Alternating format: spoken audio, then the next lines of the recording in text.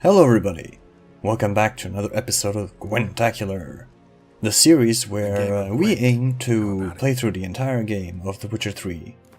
And we're facing off against, well, pretty much everybody who plays Gwent. I won't include every single fight, or every single match rather. Calling it a fight is a bit brutal, it's a bit violent. We're just playing cards, you know, we're being friendly, we're being peaceful. Ain't no reason to use such heavy loaded language. We're all friends here. It's all good. But yeah, the aim is to collect every single unique card in the game, and subsequently get the achievement, which I do not have, which makes me kind of sad face. The first opponent for today is a Squaretail player. Now the Squaretail are pretty interesting, because that was odd. Why would the opponent put down a Gwentopia card this early in the match? Usually you would save that for when the opponent has, I guess 10 or more points in a specific bracket, in this case the melee bracket, because the Gwentopia can only target the melee bracket, because he is in the melee bracket. And yeah, he should have thrown down the Gwentopia card now, that way he would have gotten rid of both Vesemir and... shit, what's his name? Is that Kahir? Is the horseman Kahir? I think it's Kahir. I'm not sure. Man. My memory fails me, man. But yeah, what's interesting about the Squaretail faction is that they have a lot of muster cards. So they can kind of, you know, swarm the board with a bunch of low-level cards fairly quickly. Low-leveled, I mean, that's not really fair to say. If you put down one of those dwarven skirmishers, you summon the other two, which gives you 9 points. I mean, damn, that's good. That's not bad at all. If you put down, you know, the Isengrim card, like he just did, that basically gives you, what, 12 points instead of 9? Hey, that's fairly good. That's not bad at all. Unfortunately, I do have the Gwentopia card, so... But unfortunately for me, using it isn't really in my best interest. And now I'm thinking of using Scorch, but of course, Scorch gets rid of Milva. And yeah, that doesn't seem to do much, because he can just resummon Milva instantly.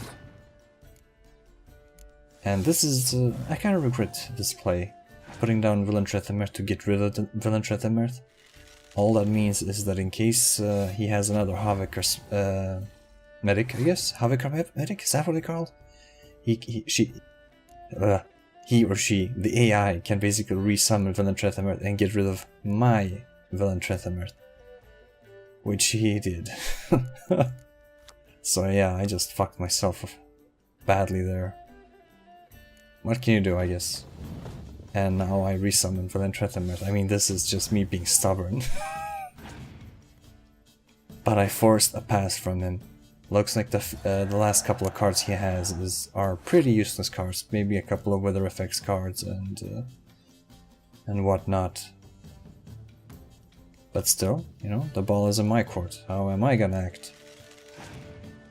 Ooh, thank God I saved my Biting Frost card. However, ooh,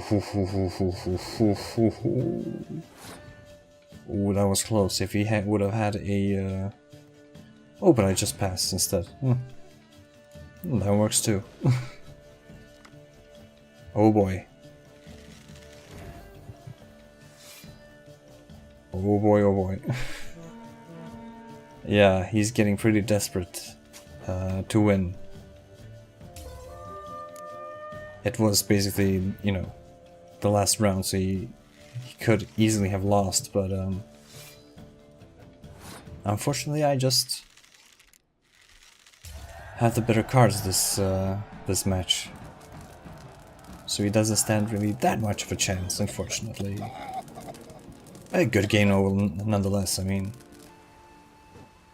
was fun. It was a good match. In the mood for some diversion. He almost won. I mean, you know, it was close. It was a close fight. You shouldn't be ashamed. You should be proud.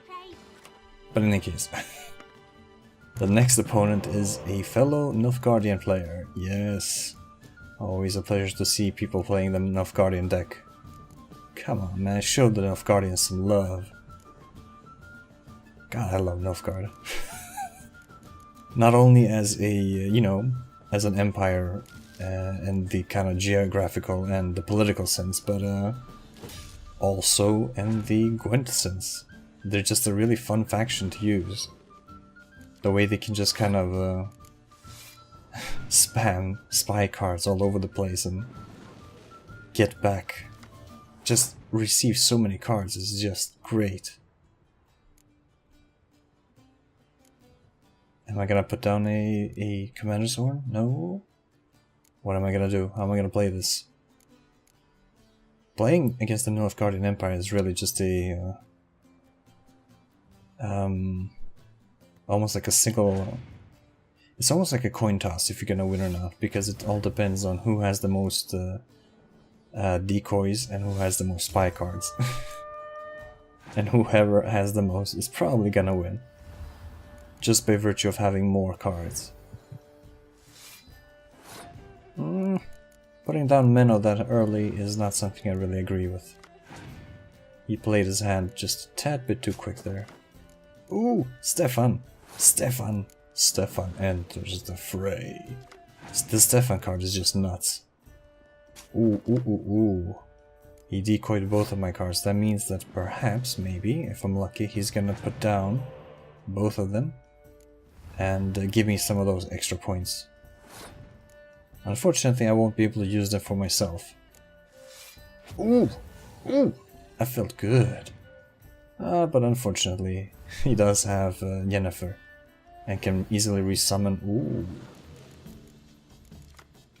Puts down the Schiller card instead of the Villain Tretema card. Interesting. But yeah, that's what I said at the beginning, I suppose. If you can, if you have the spy cards to throw down, and you have the decoy cards to take the enemy's spy cards, which he puts down on your board, you're pretty much golden. You should be golden if you play your cards right, literally. Only problem with this tactic, I suppose, is that when the enemy puts down some of those spy cards on your board, I suppose, you kind of forfeit the ability to use the Biting Frost card, because that's a lot of points you get, and throwing it all away just to, you know, negate the enemy's melee bracket is not recommended. It's not a good strategy. It's just not. It's not. So, yeah, but hey, you know, it's all good. You know, you don't have to use the Biting Frost card every single game. Alright, come on, one Commander's Horn and we're done. Come on. There we go. But no, put it down. Put it down, put down the Commander's Horn, and let's move on. Come on. You can do this. What? Why am I hesitating? Put down one Commander's Horn and you've won. There we go. Oh my god. Sorry about that, I have no idea what the hell just happened. Maybe I don't know, maybe I just suffer from an acute brain aneurysm or something. I was just... What am I doing? A Scourge card onto Darkness cards. That was kind of a waste, but whatever floats your boat, I suppose. Usually I don't try to save any of my leader cards. I think I may have mentioned that before. Usually I prefer to just spam them and just use them all up immediately. Simply because, why not? Like, you know, like they can't be scorched, they're not affected by biting frost. And best thing about it is that you get to quote-unquote waste a bunch of turns and hopefully force the opponent to pass so he can't use his weather effects cards or his scorch card. That way, if you need to, you know, if you need to put down one last high level card to clinch it, you can do it. You can basically put down the black archer card and just pull out a win. This is a pretty nifty little tactic where you can just resummon those Aetolian auxiliary archers. They're only worth 1 point, but 1 point is better than no points, right? So you can use Menno, for example, who has the medic ability, to summon one of the Aetolian auxiliary archers, and then you can use him to summon another one, and you just keep going. That's great. Alright, this is just bad manners. I've won. Oh man. Oh, this is the end of the video. What's wrong with me? Yeah, okay, so this has been Gwentacular number, what, 13? Thanks for watching, everybody, and I'll see you in the next one. What card did we get? Toruvio. That's a Squirtle card. Awesome. See ya.